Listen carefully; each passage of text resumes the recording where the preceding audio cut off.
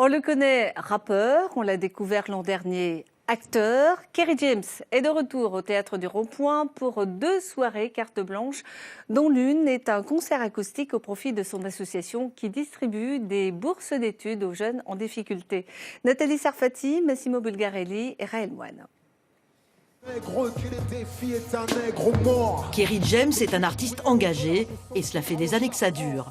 Le rappeur a mis son insolence au service des autres. Depuis plusieurs années, il reverse une partie de son cachet à des jeunes pour financer leurs études à travers son association ACES, Apprendre, Comprendre, Entreprendre et Servir, une manière de ne pas s'arrêter qu'aux mots. C'est cohérent avec le discours que je tiens dans ma musique. Je trouverais peut-être incohérent, c'est fort, mais enfin, comment faire autrement que de faire suivre les paroles d'actes concrets. Kerry James retrouve pour 2 soirées le Théâtre du Rond-Point où il avait joué sa pièce À Vif, une carte blanche qui a commencé par un concert acoustique.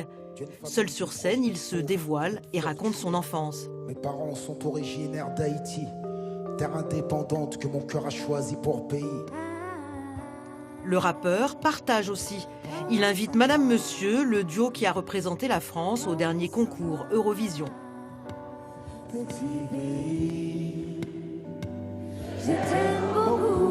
La parole est musicale mais aussi théâtrale pour séduire un nouveau public.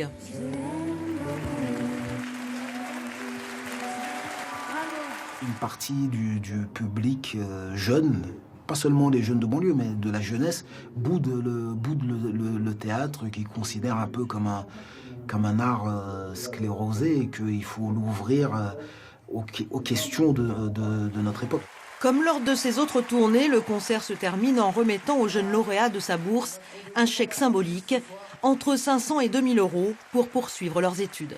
Ce sera vraiment un grand coup de pouce, une chance en fait de continuer à avoir de l'espoir et progresser dans mes études. J'ai été reçu à l'école d'avocat et cette bourse va me permettre de pouvoir financer mes cours et l'année scolaire.